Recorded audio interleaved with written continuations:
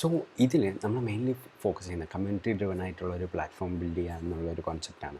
So ഇതിൽ മെയിനായിട്ട് വരുന്നത് ഇപ്പോൾ സ്റ്റഡി ടുഗദർ എന്നുള്ളൊരു കോൺസെപ്റ്റ് കൊണ്ടുവരണം. കാരണം ഇപ്പോൾ ഞാനൊക്കെ ആഗ്രഹിച്ചിട്ടുള്ളൊരു സാധനമാണ് ലൈക്ക് സ്റ്റഡി ടുഗദർ എന്നുള്ളൊരു സാധനം. ലൈക്ക് ഇപ്പോൾ നമ്മൾ പഠിക്കാതിരിക്കുമ്പോൾ അപ്പുറത്ത് ഒരാൾ പഠിക്കാതിരിക്കുകയാണെങ്കിൽ നമ്മൾ ഓട്ടോമാറ്റിക്കലി പഠിച്ചു. ഇതിൽ ഒരു കുട്ടിക്കഥ പറയാം. ലൈക്ക് എനിക്കറിയുന്ന ഒരു ചേച്ചി, ലൈക്ക് അപ്പോൾ ആ ചേച്ചി എന്താ പറയുക, മാരീഡാണ്. കൊച്ചിന് എത്ര വയസ്സുണ്ടെന്ന് എനിക്കറിയില്ല. ലൈക്ക് ഒരു 1ലോ 2ലോ ഒക്കെ പഠിക്കുമായിരിക്കും.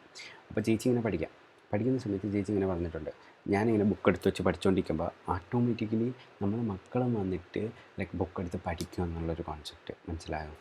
അപ്പോൾ ഇതേപോലെ നമ്മളും അതേപോലത്തെ ഒരു എൻവയോൺമെൻറ്റ് ബിൽഡ് ചെയ്ത് കൊടുക്കുകയാണെങ്കിൽ ലൈക്ക് ആൾക്കാർക്ക് ഇപ്പോൾ നീറ്റ് എക്സാമിന് പഠിക്കുന്ന ആൾക്കാർ ബാക്കിയുള്ളവർ നമ്മൾ ഒത്തു പഠിച്ചു കഴിഞ്ഞാൽ നമുക്കത് ഈസി ആയിട്ട് പഠിച്ചു പോകാം. പിന്നെ എൻ്റെ പേഴ്സണലി എനിക്ക് പഠിക്കാൻ ഏറ്റവും എളുപ്പം എന്ന് പറഞ്ഞാൽ കോൺവെർസേഷനിലൂടെയാണ് പഠിക്കാൻ താല്പര്യം.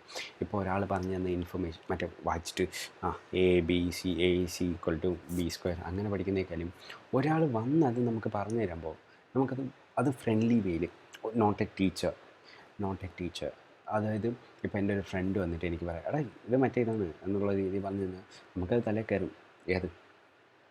അപ്പോൾ ഈ തലയിൽ കയറുന്നത് വച്ച് നമുക്ക് എക്സാം എഴുതാം, എന്ത് വേണം ചെയ്യാം, നമുക്ക് മോർ അച്ചീവ് ചെയ്യണം.